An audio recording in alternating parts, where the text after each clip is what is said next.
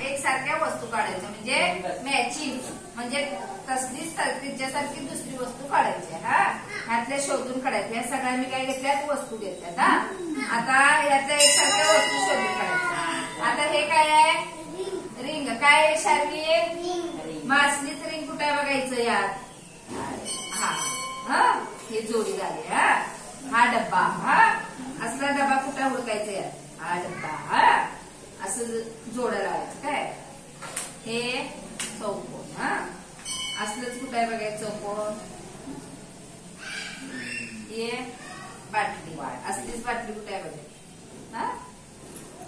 हा काय आहे? ग्लास. असला ग्लास कुठं आहे? हा ग्लास. हे केसरी रंगाचं कुठं आहे आणि कुठं आहे? असं.